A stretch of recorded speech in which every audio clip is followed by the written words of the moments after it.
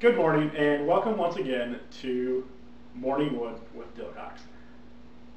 As always, and by always I mean for 2 times now, I'm Gregory Dilcox, and I will be your host on this childish, juvenile morning show I'm hosting on YouTube. I first want to thank everyone who watched the first episode. 128 views as of a couple hours ago when I looked. That's awesome, especially since I predicted in my conversation with my good friend Josh that I was only going to get 3, so that's fine. I'll take 128. But of course, I was looking at that and I'm like, yeah, that's awesome, 128 views. But of course, I clicked on the link 4 or 5 times, and my mother probably clicked on it 100. So really, what are we at, 24 views? So thanks, 24 views, that's awesome. No, all kidding aside, I was kind of disappointed with only 128 views. Let's call it 100. We'll take out 28 just as double clicks, but let's call it 100 views. When you think about the fact that I have 300 and some odd friends on Facebook, so what gives, friends? I thought we were friends, and friends watch terrible morning shows that their friends make. That's all I'm saying. All I'm saying. Anyway, for those of you who don't know, I currently reside in Pittsburgh, Pennsylvania, and I work at a big box retailer. I'm not going to drag their good name in the mud by mentioning them and associating them with this morning show, but I do work for a big box retailer, and a couple weeks ago there were a couple shootings in the middle of the night in the shopping area where I work, the big plaza. They didn't take place, well, one of them took place a couple blocks away at a Steak and Shake, I believe, and the other was at another all-night eatery joint. Both of them, of course, were drug-related, but that didn't stop my retail bosses from wanting to go over safety because I start at 4 a.m. So these shootings happen in the middle of the night, and we show up for work in the middle of the night and stand outside till they let us in the building. So they, of course, didn't want us necessarily grouping in front of the building when there's shootings going on. So they told us to make sure we stay in our cars until the doors are unlocked. Which is all fine and dandy, except for both shootings took place when someone was sitting in a car in a parking lot. So, they knocked that one out of the park, didn't they? Of course, that led someone to pointing out that all we had to do was not sit in our cars filled with heroin, which is a wonderful point. And more to that, why? Why are you sitting in the middle of the night in a parking lot with heroin? I don't care if it's your heroin, if it's someone's heroin you stole, if it's heroin you owe money to, you're asking for trouble. I mean, I'm not saying I'm judging you if you're dealing with drugs. I mean, put food on the table, eat. You got to do what you got to do. I understand that. But if you're dealing with it to the point where you could get shot, or if you're dealing with it to the point where you're going to shoot someone, you're too far. You're in too deep, as the expression goes, because there's no coming back from that. Your life is over, whether you're the shootee or the shooter. I mean, what are you going to do? You're now running from the police. You're now running from the boys of the guy you shot. And it's only a matter of time before one of your boys turns you over as well. There is no winning in this. I don't understand it, and I never will. But it's just bye-bye life, I guess. Anyway, I want you guys to notice that my tie isn't hanging out. I did find my tie clip, which at least one viewer pointed out it was distracting. And I apologize, I did look for my tie clip last week, but I couldn't find it. And I couldn't find it because of drunken shenanigans the last time I'd worn my tie clip. I want you to know, I'm not necessarily a disorganized person. I just like to dress fancy when I get shit-faced, as they say. So that's why I didn't have it. And as I said last week, I'm going to have my first big celebrity interview this week. Kinda. So we're going to cut to that right now in a segment I'm calling Celebrity Chair Chit Chat. Catchy, right? I love alliterations. So enjoy, and I'll be back with you in a moment. Good morning, and welcome to the first ever Celebrity Chit Chat. Now, the man to my left here needs absolutely no introduction. He's a legend in Hollywood, both on the camera and behind it, but just in case you've somehow been living under a rock since the 60s, let me introduce to you my guest on the first ever Celebrity Chit Chat, Celebrity Chair Chit Chat, my apologies, and actually the inspiration for this segment, Mr. Dirty Harry himself, Clint Eastwood. Hi Clint, thank you for joining me today. Sorry about the accommodations, I know we're a little closer, legs are kind of intertwined, but I have no budget for this show, so we're filming in the dining room, hence the chairs. Yeah, you're right. No, they're not all that comfortable. They're fine to eat on, but not so much this. No, that's. I read that you have 2 couches in your office, and you have a spot that you sit in. Hey, you're Clint Eastwood. Do what you want. I guess my first question I want to ask is, I mean, you're Dirty Harry. I mean, a fistful of dollars. You're a masculine icon. Do you feel you have to uphold that image?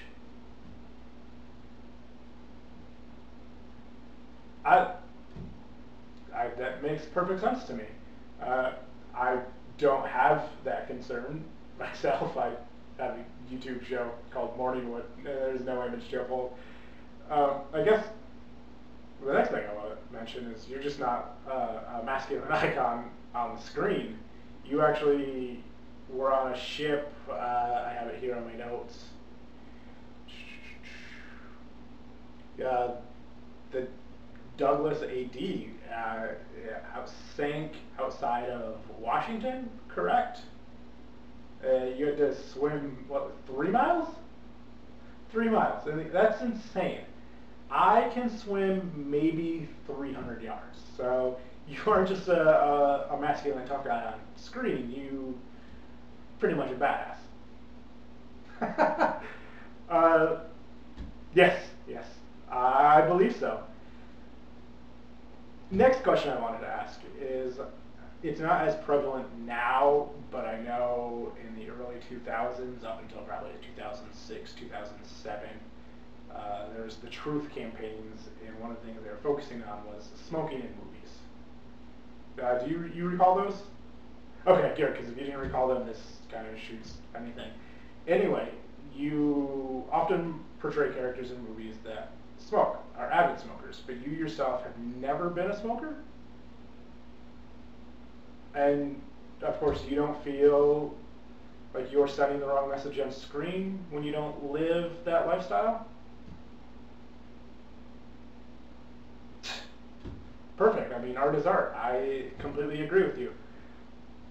I guess my next question, and this is a little more uncomfortable, but the inspiration for this segment where I interview chairs like they're celebrities, based on your RNC addressing Obama, where you came across as a cranky old racist kook, which, was that a character? Is that who you are? No, I'm sorry, I don't mean to offend. I was inspired by it. I don't share your political views necessarily, but clearly I was inspired by it, or else you wouldn't not be here today sitting next to me. Okay, that makes sense. Now, of course, to those who don't know, you after that got a rap as being very conservative. I know you're for the death penalty? Right, okay. I did recall that. That's a little more extreme than me, but I whatever gets the job done, right? but you have been anti every war since Korea. Even though you supported Nixon for his election, you spoke out against Nixon after Watergate and his handling of Vietnam, correct? Right. Makes total sense to me. I get what you're saying there. So how would you describe yourself? Not conservative, not liberal.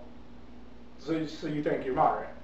Okay, yeah, that makes sense. I guess one of the reasons I saw a lot of criticism for the RNC speech wasn't necessarily the chair, but the movie Gran Torino, which had a lot of racist undertones to it.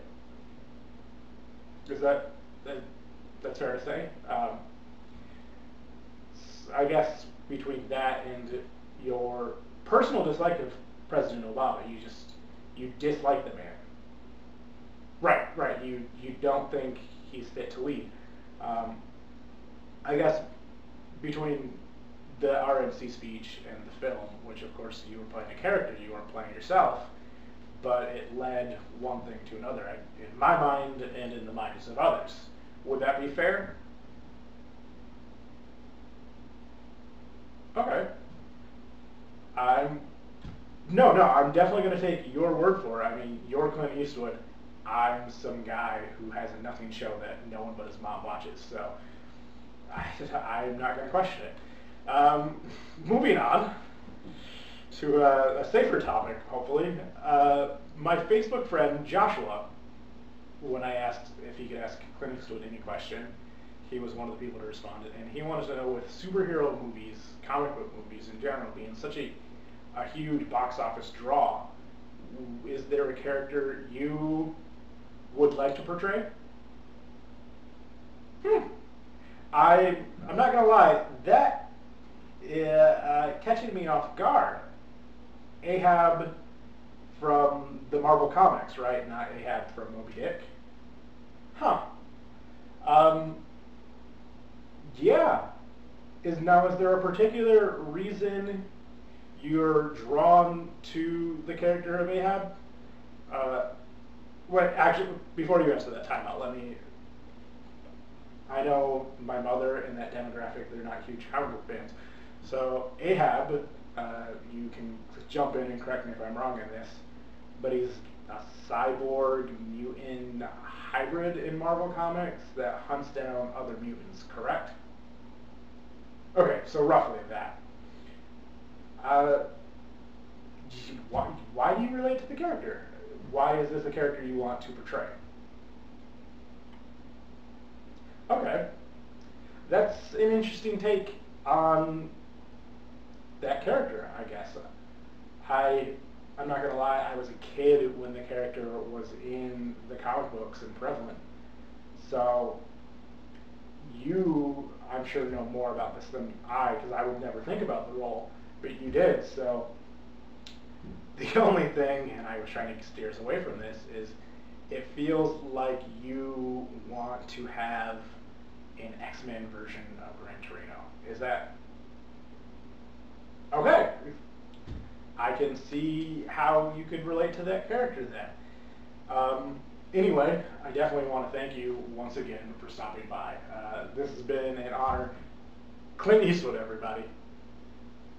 Wow. And that was my interview with Clint Eastwood, or at least an empty chair. I'm pretending it's Clint Eastwood. It was a little rough, I'm not going to lie. Pretending to talk to someone that's not there and having a conversation with them is not as easy as you would think. So major props to Clint Eastwood's RNC speech, because I really believed that he thought he was addressing President Obama. So that, kudos, I'm impressed. And I mean, Clint Eastwood on my show, what an honor, even if I made it up. I'm flabbergasted. It was just, I mean, for 82 years old, in my mind, he's still as stoic and manly as ever. And he was hard to get too. I had to pull a lot of imaginary strings to not book him on this show. It's the life of a talk show host. Anyway, One of the things they don't really advertise about talk shows is when you sign up for the Talk Show Host Guild. Yes, there's a Talk Show Host Guild. You have to sign up, even to do a YouTube show in your house. But when you sign up for the Talk Show Guild, one of the requirements is you have to have some sort of spiritual leader or mentor on staff. It's all came from that infamous Janet Jackson wardrobe malfunction when Timberlake exposed her nipple. Since then, the FCC wants just wholesome television. So one of the things they mandated is that all talk shows must have some sort of spiritual leader on staff, and this person will offer guidance and make sure the entertainment is wholesome. I, of course, wanted to bring a Buddha on staff.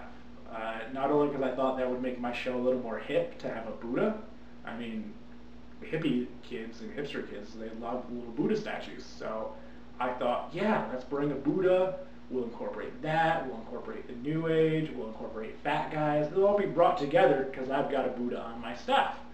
And plus, since I have a budget of $0, I thought a Buddha would be a perfect spiritual man as my mentor, since they want nothing. They have no desires, so he wouldn't want to get paid. He just want to be here to enlighten us in his Buddha ways. But unfortunately, I couldn't get a Buddha. Apparently that wanting nothing, that desiring nothing also means YouTube fame. So instead, I found myself a minister that was ordained online. And I figure if I'm paying this guy to be on my staff, we may as well put him to good use.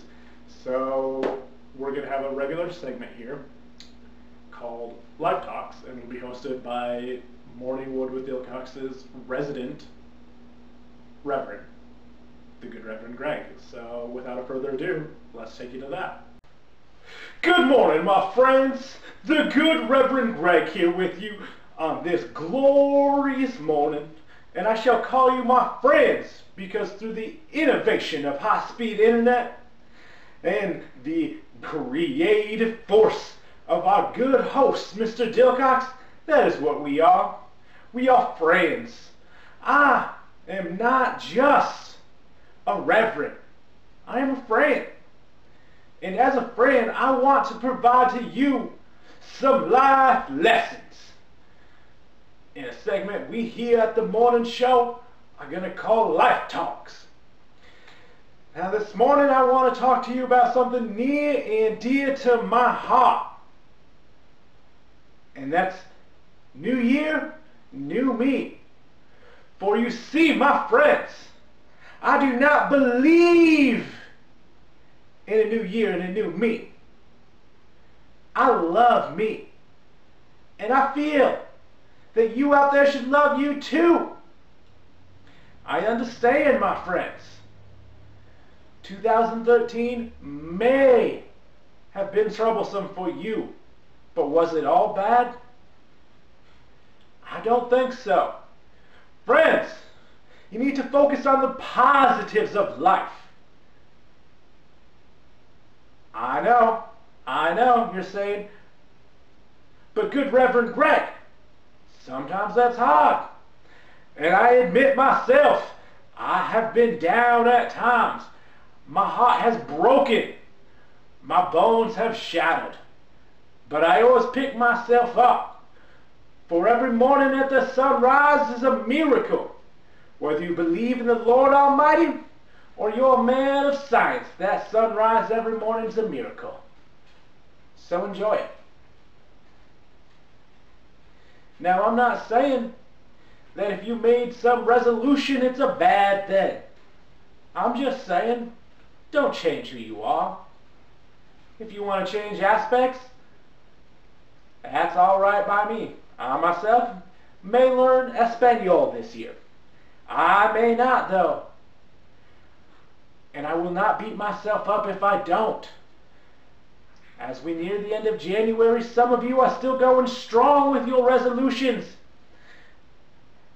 And I say good for you, friend. But those that are not, that's all right too. If you gave it an honest try, or if you didn't, I still love who you are. Because you're my friend. I'm not saying you have to be happy all the time. But I don't believe you've ever had a truly bad year. I've had bad times. I've had terrible times. But I believe in one thing above all else. And that's that. It's all in here. That's right. It's all in here. As I said, my heart's been broken. And believe me, it hurt. It hurt something fierce. But in order to have had my heart broken, I had to have loved. And ain't nothing grander than love, my friends. I've had friends disappoint me. It's hard. It's hard, I know. But in the end, I had those friends. And I'll have more. I'm not saying bad times don't happen, friends. They do. Oh, Lord, they do that. But I'm saying it's how you react. It is how you react. And if you want to subscribe to the calendar year of a new you, I ain't going to stop you. But just know, friends, just know you don't need to. You're amazing the way you are. And really, the only thing stopping you from realizing it is what's inside your head. I'm not saying it's easy. So, I have doubts. I have doubts daily, friends. But I remind myself, when I look in the mirror, I love who I see. And other people love me too. And that's what I keep in mind. And I'm sorry if 2013 wasn't your year, friends. I understand. It's hard to look past that. But was it all bad? Was it? I'd love for you to reflect on that for a moment, folks. Go on. I'm going to give you that moment.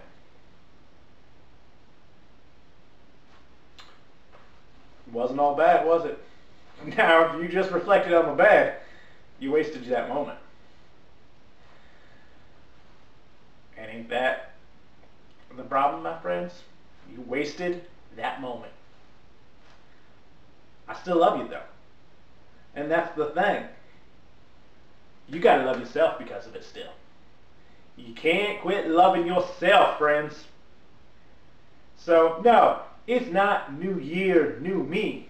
It's new year, new attitude. New year, new perspective. We don't want a new you. The people in your life love you. Everyone can change. Everyone can be better. I myself could drop a few pounds. Maybe go for a jog every once in a while. Eat less fatty foods. And I'm going to try. I'm going to try because I want to live a long life. I want to see many of those miracle sunsets. And that's going to be a theme here on Life Talks. It's those miracle sunsets and loving yourselves. But I just want to take this time as we get near the end of January to remind you that just because the calendar year is new doesn't mean you need to make some new radical changes. Because guess what? The world's rotating just the way it was in December and just the way it will be in August. So instead of making some resolution to learn sign language, learn to love yourself, friends. Learn to love yourself. And your world will be better for it. And I want to thank you all for listening, my friends. Boy, do I ever want to thank you for listening. And let me know if you ever need me to listen. Because that's what the good Reverend Greg does. Because he listens to his friends. Because sometimes that's all they need is to vent. And if you don't have someone in your life, well, you just met me, friends. So have a wonderful rest of your day. I'm going to kick it back to our wonderful host, Mr. Dilcox. I hope you enjoy his morning wood. And that was life lessons with the good Reverend Greg. I probably should have done a disclaimer before, but honestly, you're watching a YouTube show called Morning Wood. So if you weren't expecting something childish, then that's your fault, not mine. But anyway, I understand if you did not like that segment, but it was a blast to film, and I will probably do a couple more. The one thing I do want to mention, though, is yes, I did get ordained online, so I am actually Reverend Dilcox, which is weird. You can just call me Rev, though. I don't mind. Kind of like it. But I did perform a wedding last summer for a beautiful couple I absolutely loved and had been mooching off of at the time. And I will be doing, of course, a wedding this spring for, well, one of my best friends in the world. So, yes, if you need a talk show host or a reverend, I'm your man. But yeah, that wasn't me. That was a tongue-in-cheek character I was doing. But I do want to emphasize with all life lessons, this one and future ones, they are stuff I firmly do believe. I do believe that your outlook in life has a huge effect on what happens. So, yeah, take the character with a grain of salt, but keep the advice there. And don't change, because you're watching my show, and I don't want you to change that. Keep watching it, because I get absolutely nothing but a sense of pride from you viewing this. And, well, we all know I need to be proud of myself, because I got nothing else going for me. Anyway, I want to start a new segment, because we're all about new segments this week, except for the segment after this, which won't be a new segment. But we're all about new segments this week. And this one is going to be called Morning Word. See what I did there? Instead of wood, I substituted word.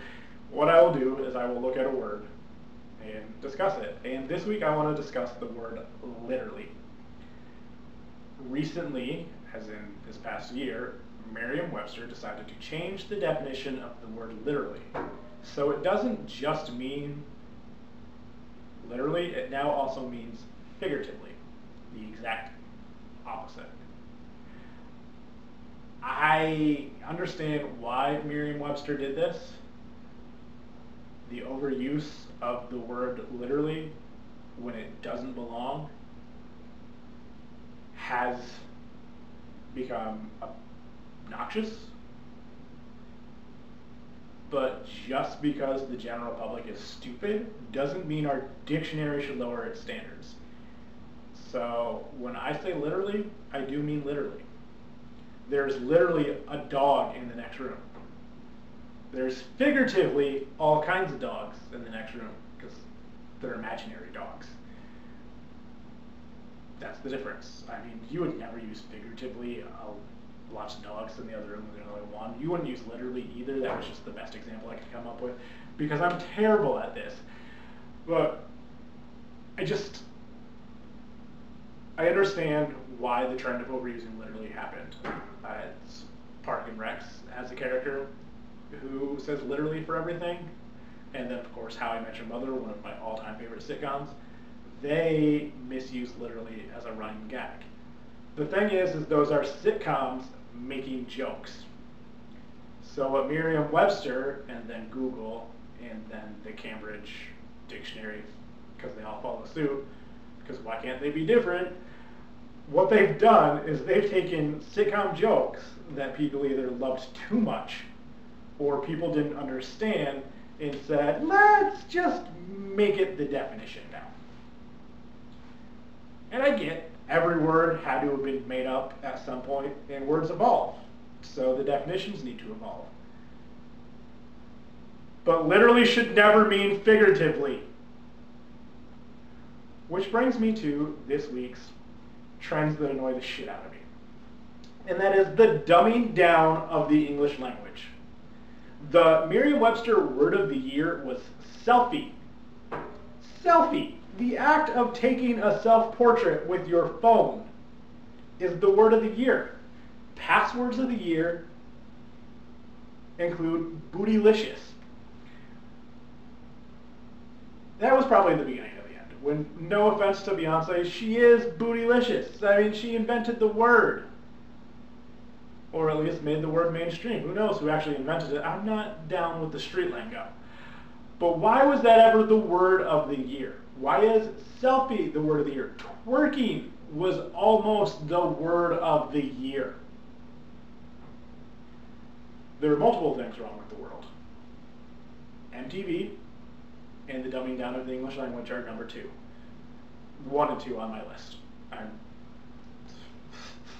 Unnecessary wars in the Middle East? Yeah, they pale in comparison to those 2 for me.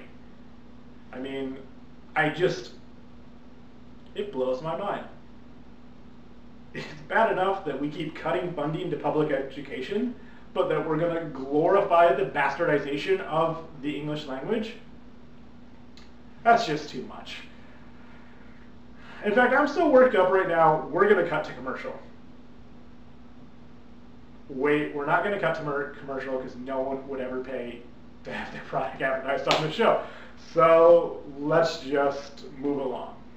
I want to take a minute and I want to talk about something a little more serious, which is weird, I know. But my good friend and roommate and landlord, Catherine, is on a crowdsourcing project with a millennial train ride. And what they do is they stop in a number of cities, and each person on the train, that's 20 to 25 passengers, works on a project. It's all crowdsourced, so she desperately needs donations, and by she desperately needs donations, I mean I desperately need her to get donations, because then she'll be gone for almost 2 weeks, and I can have the house to myself, which means strippers and bounce houses for almost 2 full weeks. Glorious! No, I'm kidding. Kinda. I'm not kidding.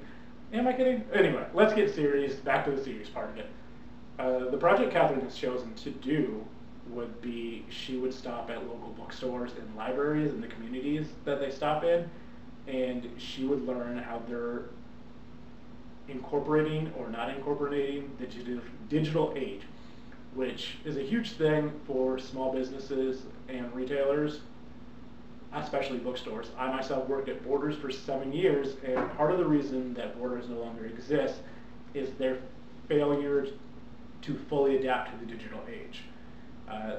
CAT's emphasis is going to be on their community involvement as well as their incorporation of the digital age, and she plans on chronicling this through various forms of social media, Twitter, Instagram, and a website she'll keep.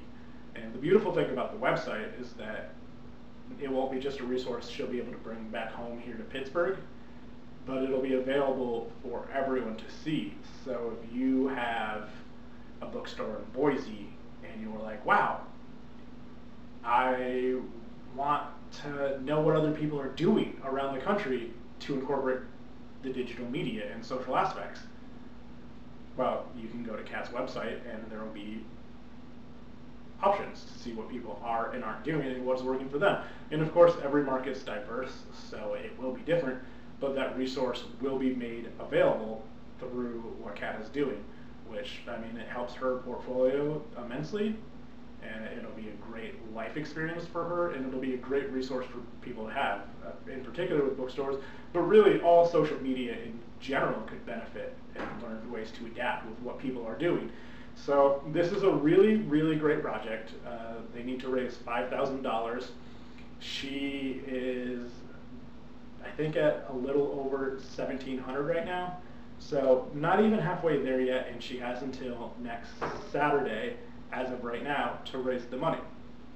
I did the math, because that's the kind of person I am, and if we say that 100 people watch this YouTube show, because we're rounding that 128 down to 100 people, because of the inflation from my mother refreshing it over and over again,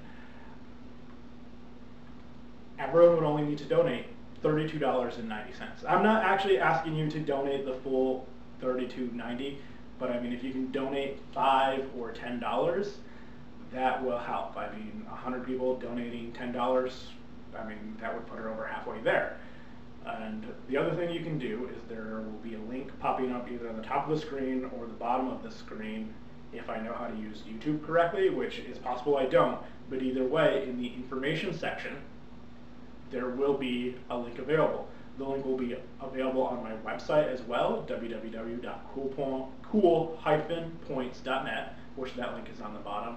And the link is on my Facebook, and I've linked her Facebook as well.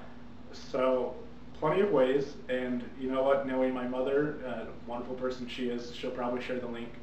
So please, if you can spare any amount of money, donate. It's going to be a wonderful cause. Yeah, let's wrap things up for this week.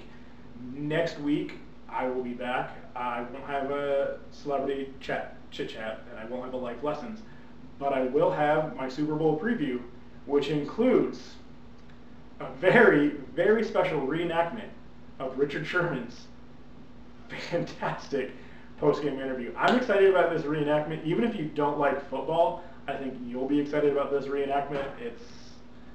It's going to be fun and silly, and you're going to think, why does he waste his time with this stuff? And hopefully you'll love it as much as I love it in my head. And the other thing, my brother Joe, who occasionally writes for the website, he will be hopefully adding a segment giving advice on bachelor lifestyle. I'm not quite sure what that segment's going to look like yet, but that'll be a reoccurring segment. I mean, I'm 27. I just turned 27 for the second time back in December, so I'm a 27-year-old single man who loves his bachelor lifestyle. Who doesn't, right? So my little brother, he has a girlfriend. I pretend she doesn't exist, but he has a girlfriend, but he lives alone, so he's living the bachelor lifestyle himself. And we have another number of other friends, so hopefully we'll be able to incorporate other people's views as they give their bachelor advice, and he will kick that segment off. Also available on my website later today, if you're actually watching this on Sunday when I post it, will be my weekly Sunday Cool Points column. But don't be surprised if I don't actually post that till Monday, since this was supposed to be posted on Saturday. That's just how I roll, which is not on time. And then next week, sometime during the week, there will be a Super Bowl preview column, which Joe will be writing, involved in myself, my good friend Dan, who I've read his part of the article, and it's great. His view is completely different than mine. And hopefully my good buddy Steve, who's written for the website a couple times, will contribute as well. So that'll be fun to look forward to, especially if you're a sports fan. If you're not a sports fan, probably don't read it. I mean, other than talking about the halftime show and our favorite commercials, or what we think will be our favorite commercials, there won't be much for you. But yeah, other than that, I will wrap this up. Since it's not Saturday, we're not leading into Saturday night. Sunday morning will lead into Sunday night, which to me is a mellow night, a night of reflection and calm. So with that, I suggest to you Lionel Richie's Can't Slow Down, which is a fantastic album if you just want to relax. Run a hot bath, light some candles, and let Lionel Richie soothe you. Because when he says, hello, is it me you're looking for? You're going to think, yes. Yes, Lionel, it is. So there's that. Anyway, have fun, but not too much. I'll be back next week. I hope you'll join me. Thank you.